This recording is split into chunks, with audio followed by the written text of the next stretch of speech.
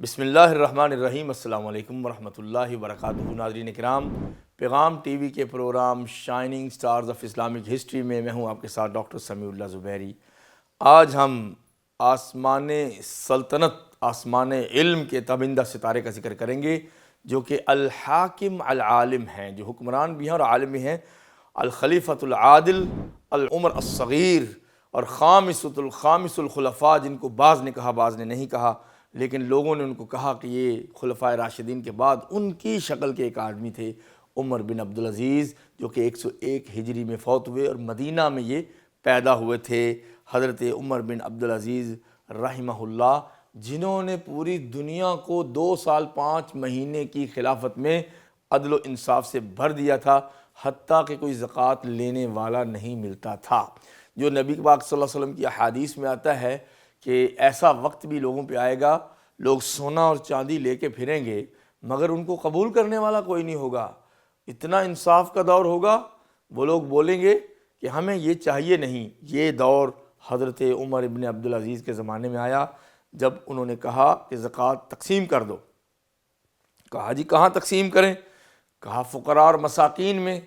کہا فقیری اور غریبی تو ختم ہو گئی اسٹیٹ میں، اور صرف مدینہ کی اسٹیٹ نہیں بلکہ کئی ملکوں سے مل کے خلافت بنو امیہ کا دور تھا، اور یہ 8ویں خلیفہ ہیں بنو امیہ کی ترتیب میں، اور نبی پاک کے بعد 13ویں خلیفہ ہیں۔ اس ترتیب سے کہ پہلے ہی عدل و انصاف پھیل رہا تھا، ان کے دور میں آ کے لوگوں کے مظالم حل کیے گئے، جو دیوانی دعوے تھے، ایک دوسرے پہ ظلم تھے، وہ انہوں نے منٹوں میں حل کر دیے۔ اور سب سے پہلے انہوں نے زکوٰۃ کی تقسیم کا سسٹم بنایا۔ کہا جی زکوٰۃ فقراء میں تقسیم کریں، فقیر تو نظر ہی نہیں آ رہے۔ تو انہوں نے کہا کہ اس کے لیے پھر جوانوں کی شادیاں کرنا شروع کر دو۔ انہوں نے کہا ہم نے وہ بھی کر دی ہیں، جو آئے گا اس کی شادی کر دیں گے۔ پھر انہوں نے کہا کہ جو نابینا افراد ہیں اور اپاہج ہیں، جتنی میری لونڈیاں اور غلام ہیں، میرے جو خاندانی مجھے ملے تھے، ان سب کو ان کے اندر تقسیم کر دو۔ پھر جب جوانوں کے نکاح کا ذکر کیا تو کہا وہ بھی پورے ہو گئے ہیں۔ فرمایا پھر لوگوں کے قرض اتار دو۔ کہا قرض والے بھی بہت تھوڑے ہیں۔ پھر کہا کہ یہود و نصارہ میں جو نیک لوگ ہیں، اچھے لوگ ہیں، اور جو ضرورت مند اور بوڑھے ہیں، ان پہ مسلمانوں کی زکوٰۃ خرچ کرو۔ وہ بھی کر دیا۔ تو کہا کہ دانے لے کر پہاڑوں کے اوپر بکھیر دو تاکہ پرندے بھی یہاں بھوکے نہ رہیں۔ یہ ابو حفص عمر بن عبدالعزیز ابن مروان ابن حکم الاموی عمر الثانی الخلیفۃ العادل ثامن خلفاء بنی امیہ، یہ وہ تھے عمر بن عبدالعزیز، جن کے بارے میں امام مالک ابن دینار، جو کہ زاہد فی الدنیا تھے اور محدث تھے، انہوں نے بولا کہ لوگ کہتے ہیں کہ الناس یقولون مالک بن دینار زاہد، مالک ابن دینار دنیا میں زاہد ہے، انما الزاہد عمر بن عبدالعزیز، میں کہتا ہوں کہ زاہد فی الدنیا عمر بن عبدالعزیز ہے۔ اتتہ الدنیا فترکہا، دنیا اپنی نعمتوں سمیت چل کے ان کے قدموں میں آئی اور انہوں نے اس کو چھوڑ دیا۔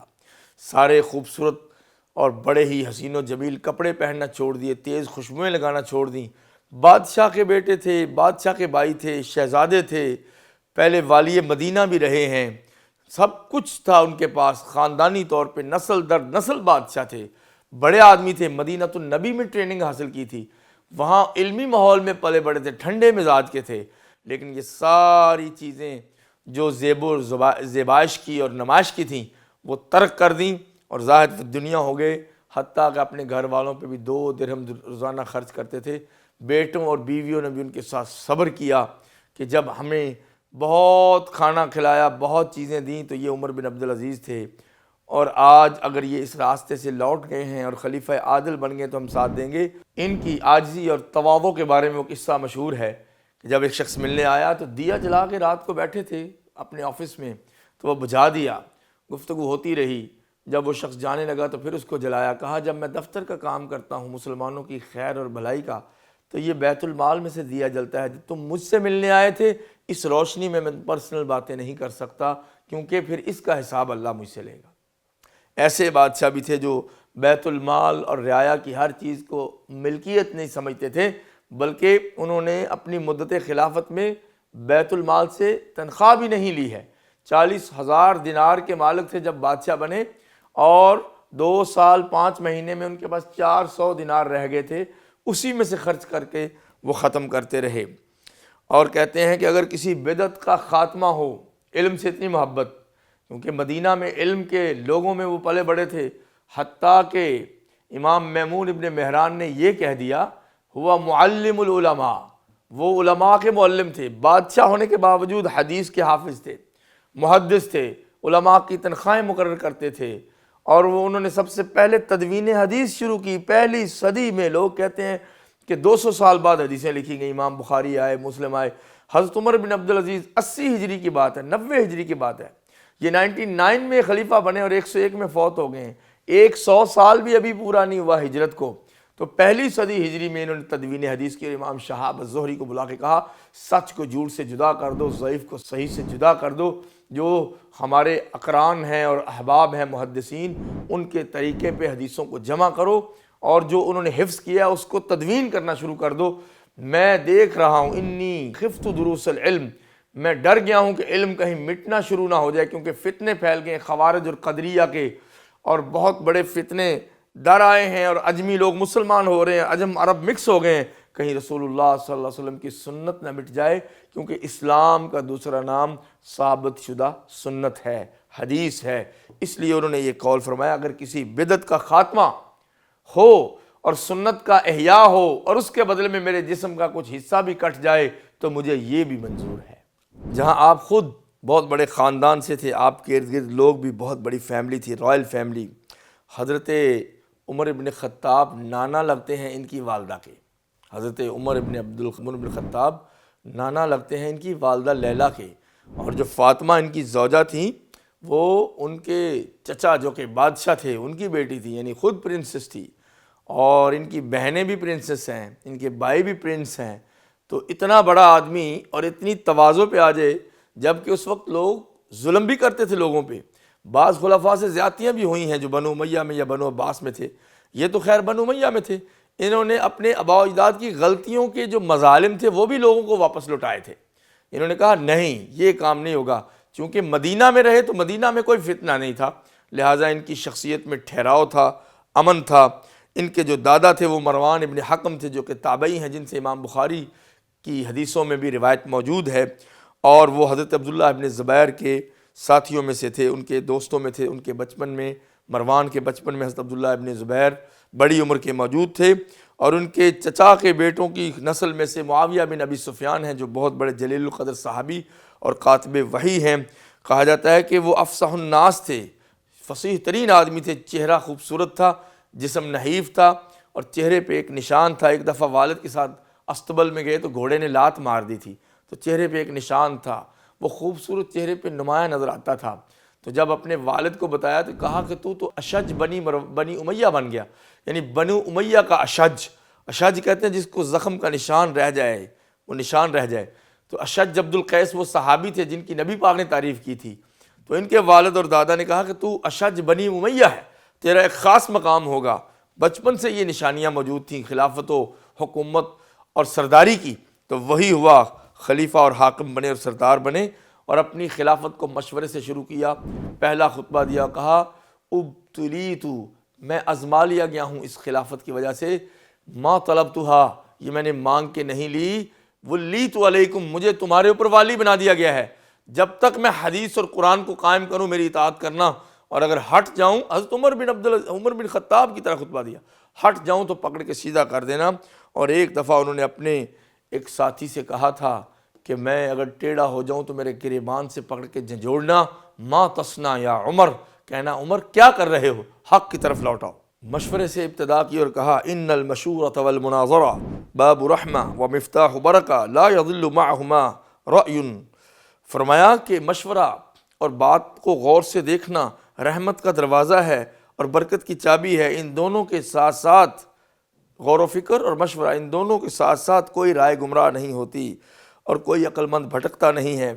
اور کہا اما بعد فآمر اہل العلم ان ینشروا العلم فی مساجدہم وان السنۃ قد امیتت۔ میں 99 ہجری میں اس وقت پہلی صدی کے اینڈ پہ تمام اہل علم بلاد امصار اسلام میں ہر جگہ، کوفہ، بصرہ، عراق، شام، دمشق، مکہ، مدینہ، حجاز، سب کو، خراسان، سب کو لکھتا ہوں کہ جتنے اہل علم موجود ہیں ان کو میرا نامہ پہنچے تو وہ علم کو پھیلانا شروع کر دیں اور اپنی مسجدوں میں بیٹھ جائیں۔ فإن السنۃ قد امیتت، کیونکہ اس وقت سنت فوت ہو چکی ہے، اس کا احیاء اہل علم تم نے کرنا ہے، تم سب کی تنخواہ میرے ذمہ ہے۔ جہاں انہوں نے صبر کیا، ان کے ساتھ ان کی زوجہ جو کہ شہزادی تھی، بادشاہ کی بیٹی تھی، اس نے بھی صبر کیا، کوئی چھوڑ کے تو نہیں چلی گئی کہ کل تک تو ہم ہر نوع کے طعام و مشروبات پیتے تھے اور نو کے کپڑے پہنتے تھے اور پردے لٹکتے، خوشبوئیں مہکتی تھی ہمارے محل میں، اور آج 2 درہم پہ ہمیں سبزی پکانی پڑتی ہے، کبھی کبھی گوشت۔ تو وہ انہوں نے صبر کیا۔ یہ اللہ والیاں تھیں، عظیم خاندان کی عظیم عورتیں تھیں۔ آج اگر تھوڑا سا مسئلہ ہو جائے تو کس قدر ہمیں شکایت کا سامنا کرنا پڑتا ہے۔ نوجوان بیٹے بیٹیوں اور عورتوں اور مردوں کے لیے نصیحت ہے کہ آپ کے جو آباء و اجداد تھے، جن کو ہم اون کرتے ہیں، ہمارے انسیسٹرز، عمر بن عبدالعزیز جو کہ صحابہ کے شاگرد تھے، تابعی تھے، ان کا اسوہ دیکھیں، اور ان کی زوجہ جو شہزادی تھی، اور بھی ان کے بھائی کروڑ پتی تھے، لیکن اپنے خاوند کے ساتھ سختی کے دنوں میں زندگی کی آخری سانس تک گزارا کرتی رہیں۔ یہ عظیم خواتین تھیں جن سے ہمیں متاثر ہونا چاہیے ہماری بچیوں کو۔ اور حضرت امام احمد ابن حنبل نے ان کے بارے میں فرمایا تھا کہ جتنے تابعین ہیں، مجھے کسی کا قول اتنا دل کو عزیز نہیں لگتا جتنا عمر بن عبدالعزیز کا قول عزیز ہے۔ ان کے اقوال امام ابو حنیفہ کے فالورز نے لیے، اس سے استفادہ کیا، اور سب سے زیادہ ان کے اقوال سے جو استفادہ کیا ہے وہ امام مالک کے شاگردوں نے کیا، کیونکہ وہ مدنی تھے اور یہ بھی مدینہ میں رہتے تھے۔ حضرت عمر کی سیرت سے یہ مشابہ تھے اور حضرت امام زہری کے علم کے برابر تھے۔ یعنی آپ اندازہ کریں، زہری رئیس المحدثین ہیں، شہاب الزہری، ان کو ہی تو حضرت عمر نے کہا تھا کہ آپ سنت کی تدوین کریں، کیونکہ اسلام کے ملک کی حفاظت کا مطلب ہے کہ نبی کی سنت کی حفاظت۔ اسی لیے حضرت عمر بن عبدالعزیز سیرت میں عمر بن خطاب کی طرح تھے اور علم میں امام شہاب زہری کی طرح تھے۔ پہلی صدی میں ہی انہوں نے بھانپ لیا تھا کہ جہاں قدریہ اور خوارج کا فتنہ ہے تو یہ حدیث کو مروڑیں گے، کیونکہ حدیث کے ذریعے حضرت عبداللہ ابن عباس نے حضرت علی کے کہنے پہ خوارج کا رد کیا تھا۔ قرآن میں تو کئی معنی نکلتے ہیں، حدیث اس کی تحدید کرتی ہے، اس لیے انہوں نے سنتوں کو جمع کیا اور تدوین کا کام کیا۔ بڑا دماغ بڑا سوچتا ہے، بادشاہوں کا دماغ بھی بادشاہ ہوتا ہے۔ انہوں نے کہا تدوین کرو، جس سے جا کے بعد میں امام مالک کو فائدہ ہوا، امام شافعی کو ہوا، امام احمد ابن حنبل کو ہوا، امام بخاری اور مسلم کو ہوا، اور اصحاب السنن کو ہوا۔ ان سب کی بنیاد جس معلم العلماء نے رکھی ہے وہ عمر بن عبدالعزیز ہیں۔ اسی لیے کہتے ہیں کہ امام احمد ان سے متاثر تھے جبکہ انہوں نے ان کو دیکھا نہیں تھا۔ یہ مجدد قرن ہیں۔ کہتے ہیں کہ حدیث شریف میں آتا ہے کہ جو شخص بھی ان اللہ یبعث علی رأس کل 100 عام من یصحح لہذه المئۃ الاولی، اور حدیث میں آتا ہے کہ من یجدد، کہ اللہ ایک کسی صدی کے اینڈ پہ ایک بندہ بھیجتا ہے ضرور جو اس کی تجدید کر دیتا ہے، مجدد عصر کہلاتا ہے۔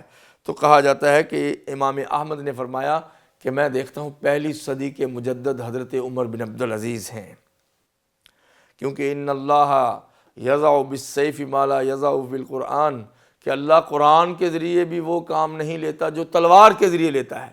یعنی جب سلطہ ہو، پاور ہو، عدل والی حکمرانی ہو تو پھر قرآن بھی لوگوں کو سمجھ آتا ہے اور پھر وہ نافذ ہوتا ہے، لیکن اگر کمزور حکومت ہو تو قرآن پڑھ کے بھی سنائیں تو لوگوں کو اثر نہیں کرتا۔ حضرت امام ابن حجر العسقلانی نے لکھا ہے کہ حضرت عمر بن عبدالعزیز کی اتنی خوبیاں ہیں کہ اتنی خوبیاں، حکومت، سیادت، شجاعت، جہاد، علم، تقوی، زہد، للہیت، خشیت، لوگوں کے مظالم واپس کرنا، عدل و انصاف، سلطنت میں امن قائم کرنا، ظلم و ستم کا ہمیشہ کے لیے خاتمہ کرنا اپنے دور میں، یہ خوبیاں ان کے علاوہ کسی شخص میں جمع نہیں ہوئیں۔ جن صحابہ سے وہ متاثر ہوئے عبداللہ ابن عمر اور انس ابن مالک تھے، اور ان کے شاگرد حضرت سالم بن عبداللہ بن عمر اور صالح بن کیسان، یہ تابعین ہیں، ان کے ساتھ اٹھتے بیٹھتے تھے حضرت عمر بن عبدالعزیز۔